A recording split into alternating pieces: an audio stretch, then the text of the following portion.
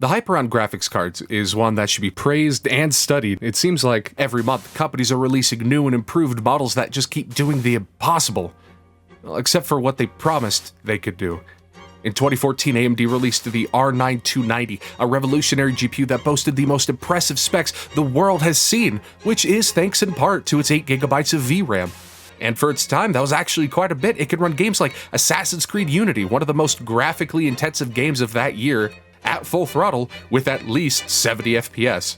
And it didn't take long for other companies to follow suit. Nvidia released their first 8GB graphics card 2 years later. GTX 1070! And their success was groundbreaking. Even today, you could still find 1070s in desktops and laptops still being made and sold at market price. It was powerful, affordable. You could run Rise of the Tomb Raider, the heaviest game at the time, on ultra settings with at least 70 frames a second. But their success blinded them, and they thought they reached the peak of gaming performance. We're announcing... In 2018, they launched the RTX 2070 with their fabled ray tracing marketing push. 8 gigs of VRAM. The 2070 Super, 8 gigs of VRAM.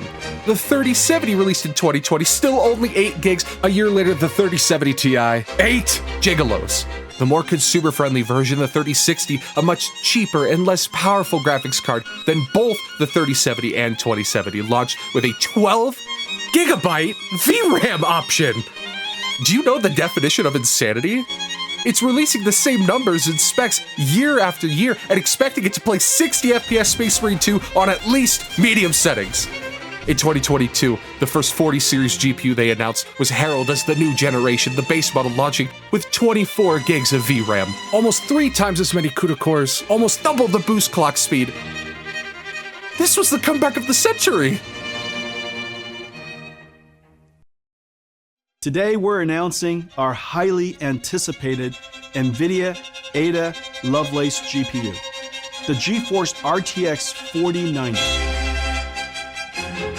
You thought the monarchy was felled? You guileless fool. The real equivalent was the 4060 Ti. Guess how many fucking gigs of bullshit that has?